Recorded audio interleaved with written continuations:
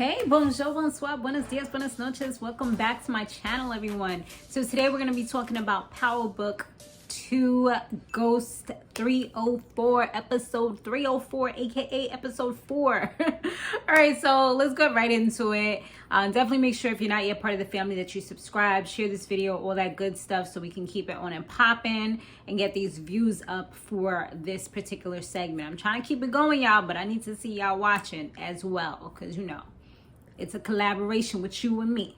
All right, so business is booming. All right, they have workers, they have like the whole warehouse system set up. Iffy is making boss moves. She's over there telling them like, yo, you are not doing this right. You need to make sure you have this amount XYZ so you don't be shorting the customers, because this is bad business. I'm like, yo, she can legit be a boss the way she's talking. Like, she can definitely, you know. And it's crazy. I always say that, like, people that are in the drug game, like, I feel like if they were to get an opportunity in life, I feel like so many of them would be amazing business people, because they know how to work with money. They know how to have employees. It's like so many parts that go into it that, you know, a lot of times you don't even realize, you know, they probably don't even realize like how good they are, you know, and how valuable they actually could be in the world, you know, if they were to go legit. So what's his name? Kane, he talks to Iffy later on, and he tries to kind of find out if she was the one who took out Breyden, who took out Lauren. And because remember, Breyden, he really didn't say that he did it. He really didn't say who did it. He kind of kept it on the hush hush. So I feel like Kane was kind of playing mind games in that aspect, because he was trying to find out if she was the one who did it, which she kind of pretty much confirmed that she did, you know. And so score for him with that one. But Breyden, when they had actually spoken, she was like, yo, why did you tell him that I did it? He was like, I didn't. Like, I held it down for us. So she actually did it without even realizing that she was the one who snitched on herself, you know, even though she was saying that she didn't want to really be involved like that in the whole thing. So Lorenzo, he actually got a mural made for Zeke, you know, like a beautiful mural. Well, it's for Monet with Zeke on it and everything, which was absolutely beautiful. It was outside of the bar, so every time she goes in and out, she'll be able to see his face. So that was great. The whole family was there, got an opportunity to see it all at once. Even Diana was there, and her mother literally like treated her like she was an outcast, like she wasn't shit, like just was like, nah, we're about to have a private meeting and you can't be here. Even Kevin showed up, you know. crazy Kevin the cop showed up. But yeah, they all had to talk about him real quick, and Diana was excluded from that meeting. So, you know, this is making her feel some type of way, like, damn, like my family don't even care about me, you know.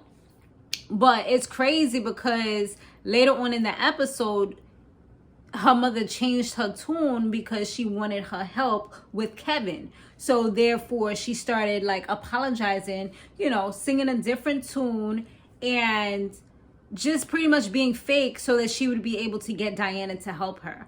Which is like, damn, you know, when people show you who they are, and I always say this, you got to believe them the first time, because they will say like, oh, I didn't mean to do it. No, I'm sorry. Like, oh, that was my fault. But no, they showed you who they were. It's just they didn't mean to do it. It's just at that moment. You know what I mean? Or they're going to try to suppress it if they need to use you in some way, shape, or form, if you're still usable to them. Just be careful, y'all. Be careful. Sax, he's super sneaky because he was having a little meeting with Jenny, and she had to go and take a phone call, but her second phone, which is her CI Connect phone, was ringing. He literally, and this is something you do not do, okay? He literally went inside her purse, picked up the other phone, looked at it, took a screenshot of it, put it back in, and then said, oh, you know, your other phone is ringing. She's like, that's the CI phone. But I'm like, dude, like, why you all up in her beeswax? You know what I'm saying? He called it the whole phone because I guess his feelings, you know, is involved, and he feel like, oh, that's the other phone that she using to, you know, he's just nosy. It's like this dude be ready to find out everything about anybody. Like, he cannot be trusted for nothing. So now the crew, which I call the crew, is Iffy, Breyden, Tariq, and all of them. They gotta move AK-47s, Glock silencers, like all of that. And this was apparently something that Mecca used to do before. So now, since they're replacing Mecca and everything that he used to do, this is part of their task now. So yeah, it's getting crazy. But Kane, wrong show. Kane and Drew was like, you know what, we gonna hold this down. Don't worry about it. Like, y'all stick to what y'all do. Cause Tariq's like, this ain't really our territory. Like, this ain't what we do. You know what I'm saying? Like, this is different. So I love the lesson that was taught by Professor Harper. I always love the lessons, and I told you guys that last week. This one, it really showed the disadvantages that some people have from the beginning and the start of life, you know, based upon if you had a 2-parent household, if you had a trust fund set up for you, if you were on public assistance. Like, there's just so many things that can separate somebody from how quickly they're able to advance in life. Some people are able to move above and beyond that, and they don't allow their environment to control them, but it's not always the case, you know? And that little demonstration that she did clearly showed that. And it showed how even the color of your skin, because if you really looked at it, the only person of color that was ahead of the game was Tariq. And that's only because of the things that his father had to sacrifice and go through. And look at where he's at now, you know? And look at where his mother's at now. So even though he had an advantage, if you know his real story, it's like, damn, did he really though?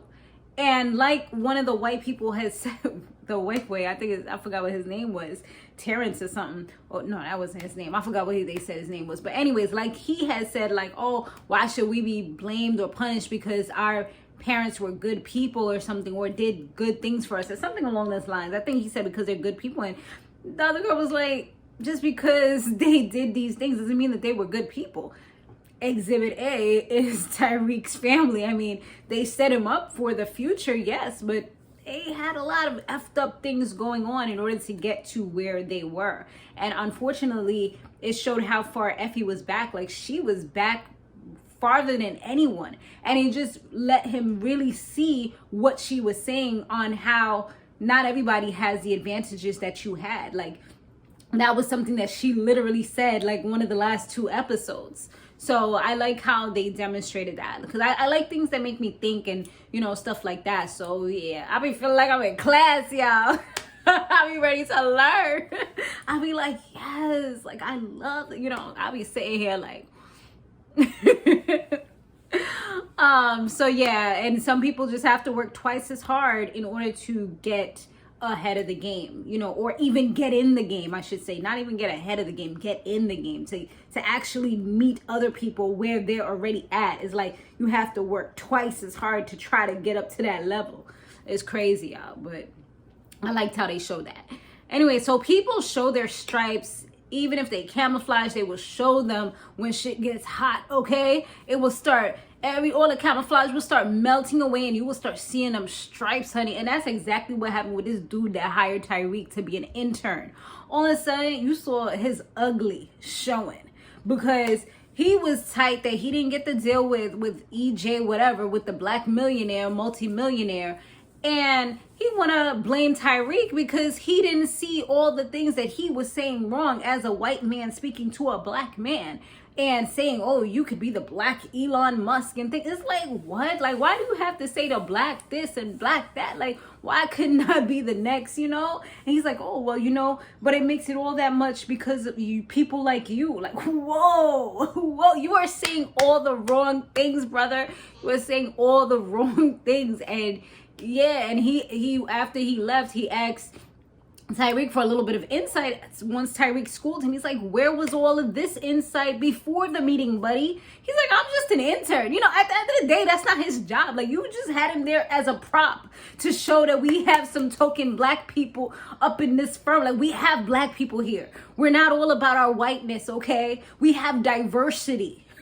You know, sprinkle a little black in there, and like how they do in the films now, ever since they did that Oscar So Black, and you know, they protested and all this stuff. Now we try to sprinkle a little more black. Let's put a little bit of Asian in there. Yeah, Middle Eastern, you know, a little Hispanic. Even in the novel, well, I don't want to say novellas, but even in like the soap operas, they be mixing a little bit of everything up in there now. You know, so that's pretty much what he was trying to do with Tariq being the forefront of every single meeting. You know, we have somebody like you trying to come up in this world as well. But yeah, so once that happened, he was like, you know what? Well, you need to turn this around. Like, why does he have to turn this around? He's making him turn this around in order to keep his internship that he needs. It's crazy. And that's the same thing that this dude was telling him, like, make sure you use them the way that they're using you. But Tariq clearly is, because he got his business booming to them people. So he know what he doing. He got stuff going on. But yeah, that was definitely terrible. But Tariq, he was able to flip it by offering the gentleman QCP, which is a building that his father left for him. And because supposedly it needs to be demolished anyway because the foundation isn't good. So he's going to offer it to him to buy, so that way, you know, if he works with these people. So it all works out for everybody. So yeah, Tariq definitely made sure he did what he had to do to keep that internship. Jenny, she's getting Lauren upset by showing her pictures of Tariq and all of them just living their best life and hooking up and things like that. So she's ready to spill any beans that she can remember. She said that she saw like Diana going on a roof. She also knows that Monet was connected to Tariq and it looked like she was giving him orders. So she was saying whatever she needs to say, because she like, I need to get out of here. You're not giving me any Wi-Fi. I don't have any phone. I don't have any contact with anybody. And all you left me with is 2 cans of Spam. I'm like, well, damn, girl, really? I'm like, nah, not the 2 cans of Spam, though. Like, that's not even nutritional. You got to do better than that, Miss Jenny. Like, that is crazy to me. So Kane, he ain't taking nothing from his dad. Like, he was talking to his dad once again like he ain't shit. Like, just like pure garbage. And his dad is starting to get upset. Like, you're making things hot right now because you're not really paying attention. You're not really like, you making things like look weird because you keep on overstepping everything that I say. And everybody else is starting to notice it as well. Like, yo, this dude is really sunning his dad. Like, it's crazy. So yeah, Kane, he's really getting carried away, feeling like he's the man of the family and stuff like that. So now it was time for them to move the guns. It was supposed to be Drew and his boy was supposed to come through with them. All of a sudden, he's like, nah, we good. So he had Breyden as a forefront, as the leader, quote unquote, well, the face. And then the other two, like Kane and his father, were, you know, also doing things as well. But shit got crazy. And yeah, like these dudes started retaliating, started shooting and stuff. But luckily, and there was a CI in there too. But luckily, Lorenzo had called Drew, well, texted Drew, gave him the address so that if they needed any help, they would be good. And that actually allowed Kane and his father to bond, because he realized that he does need his dad's insight. He does need his dad to kind of tell himself, because his dad, he was like, yo, how did you know that shit was going to go like that? And he's like, because, you know, if people's coming from out of town, like, you just never know what's going to happen and things like that. Like, I would try to, you know, do whatever and see what I can get, you know, if they're vulnerable or whatever. So that's exactly what these dudes was trying to do to them. Like, you know, like, oh, this dude's by himself. We about to get him. You know, we about to rob him or whatever. So he's like, you know, I just wanted to be prepared. And he's like, you know, that just made him really look at the situation and what he was doing and have a lot more respect for his father, and probably stop like sunning him like that and treating him like he ain't shit, you know? Like, all right, you made your point, but you like really dragging this at this point. You know what I'm saying? Like, it is what it is. It's either you're going to forgive him and move on, or you're going to keep on dangling this over his head forever. But it's like, at this point, it's just stupid. But yeah, luckily Drew and the other dude came through right on time, boom, boom, boom, and got them. And his father actually saved him as well, you know, and that was another thing that caused him to have so much admiration and respect for him, was that his father was like, at the end of the day, regardless of anything, what we're going through, you're my firstborn, you know? So that was that.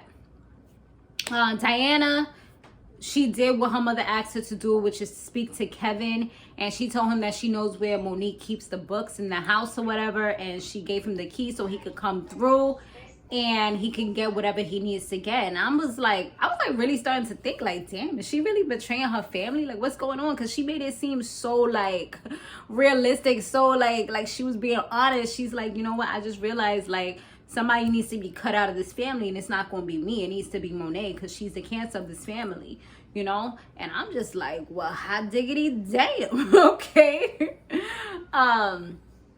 So yeah, and Monet was just like, well, she was talking to Davis and telling him that she wanted to be able to get certain things from Kevin's house and make it look like a break-in. So he was working on that while this dude was coming into the house. Once he came in, Diana called the cops, said that somebody was breaking into her house, and boom, Monet got him, like, shot him up dead. And Diana, she wasn't really too, like, she didn't really know what was about to go down. So she was really just like, what the fuck? Like, what is this? Like, I didn't know you was about to murder somebody that was going to be accessory to a murder. She's like, yo, just cooperate. Say what you got to say. Tell them that it was a well, not burglary, but he came in here. He hit me. She even had her daughter hit her to make it even more realistic, to show the bruises. And she struggled with him, and then she just shot him. You know, so they got the self-defense story. They just got to make sure that when they're separated, their stories match up. But I think they pretty much know what they're going to say, because they talked about it a little bit or whatever. But Davis was like, you know what, like, y'all should be good. Don't say anything until I get there. You're my client. Bada bing, bada boom. That's it. So now Monet, she actually looks through the paperwork that Davis gave her from Kevin's place. And lo and behold, she sees that it's showing that Lorenzo's fingerprints was found at the crime scene, at Zeke's crime scene. So now she's just looking like, what the fuck is this? Like, she even called up Davis, and she's not even looking at this dude the same anymore. So shit's about to get real, y'all. It's about to get real, right? Like, I don't know. Like, I feel like Diana, I feel like she shouldn't have been so nice to her mother, because even then, like, her mother played her, you know? She played her in the end. And her mother obviously doesn't even care about her the way she cared about Zeke, or the way that she, like, treats the other kids. Like, I don't know. It's like she just wants Diana to be up under her. She doesn't want her to go to school, doesn't want to get an education. Like, it's like, damn, what do you want from her? You know? It's just kind of messed up to me. But let me know what y'all thought about this episode down below. Thanks so much for watching. I'll see you guys on the next one.